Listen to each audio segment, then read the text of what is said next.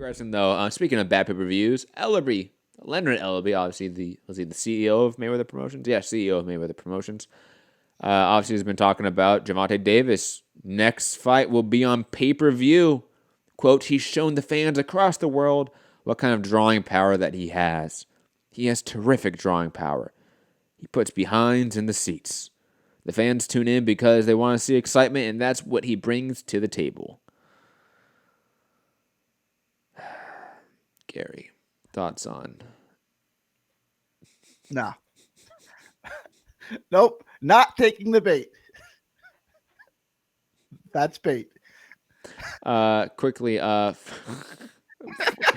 Ben Media, his response to you, by the way, was Eddie is an anchor to the U.S. like Bob. Bob needs his U.S. market to be successful. Eddie has the U.K. Actually, that's just wrong. That's categorically, blatantly wrong. First off, Bob Arum's because he has Tyson Fury now. His fourth biggest star, Jose Ramirez, is fighting a Russian in China in a week or two? And he is on record saying, no, we're going to go overseas for a lot of fights in 2020 because that's where the money is now. And site fees, like Saudi Arabia. So your reasoning is just wrong.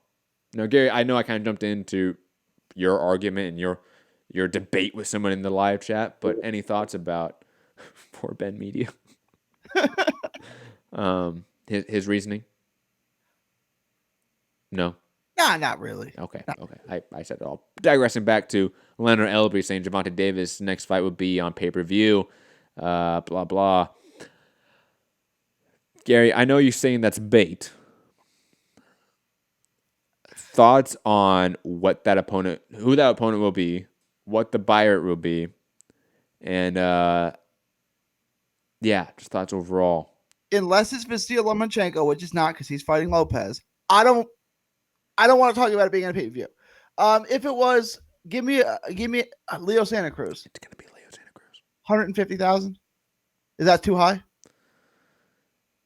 Yeah, that's too high. It is too high, right? Like I thought I was being generous, but like that may be way too high. 120, 110. Is that too high?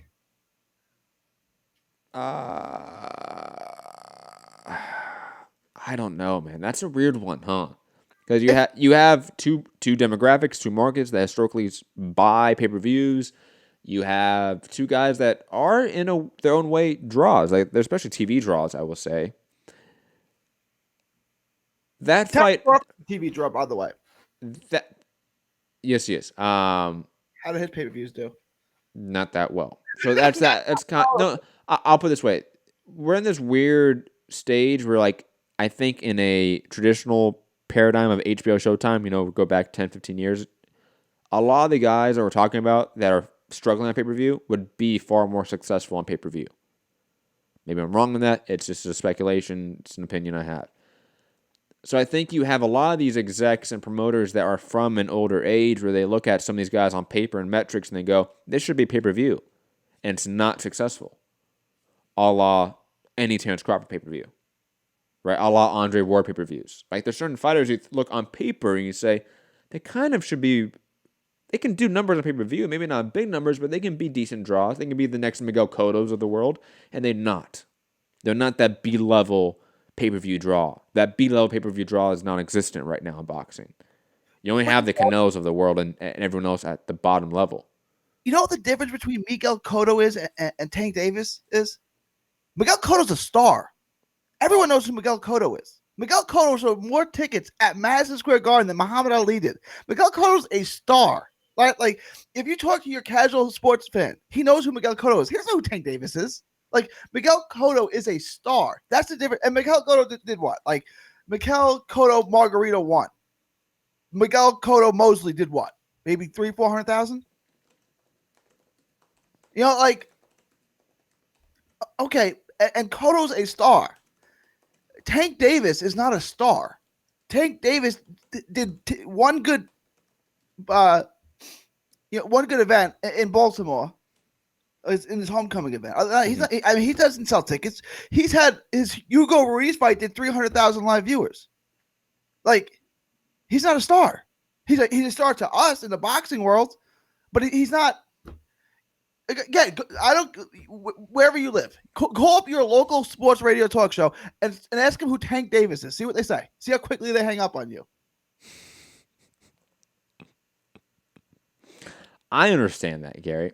I'm just saying, Bob Arum, people of that nature, people of that age that come from a different time, even Al Heyman to a degree, they're thinking this should be working more, right? I think that's what they're honestly thinking. They're thinking that there's this level of stars right now in boxing that should be more of the Miguel Cotto level of stardom, more of the Marquez level of stardom, more the Margarito level of stardom. That level, Shane Mosley's of the world, like that level of pay-per-view draw and ticket draw is kind of, I'm not going to say non-existent, but it's a struggle to get there now.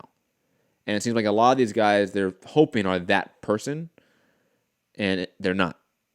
I think there's a disconnect from these promotions and promoters and managers and TV execs and network execs.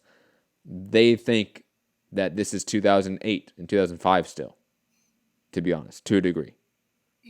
Cotto had the names. Cotto had a war with Margarito. He had Puerto Rican-Mexican war. He had the fight with Mosley, who was a star, right? He fought every year at the Puerto Rican Day Parade in Madison Square Garden, which made him a star. He had all these things. Marquez, Barrera, and Morales all had each other, and it was this perfect whirlwind of three legendary, and then this Filipino whirlwind of hurricane punches that knocked everybody out. It was a perfect storm. Like that, if they weren't all together at the same time, none of them would have been the star that they were collectively. Tank Davis doesn't have anything like that. You know what I'm saying? Unless he starts having a trilogy with Lomachenko and the greatest fights you ever saw, and then he fights Lopez and Haney, and they all come together and start beating each other. But you don't have anything like that. You have isolated islands who don't fight each other. So, you know what I'm saying? It's like, look, if Haney and Teofimo Lopez and Tank Davis all started fighting each other and Loma was still hanging around, we could have a conversation in a year or two that this could be a pay-per-view fight.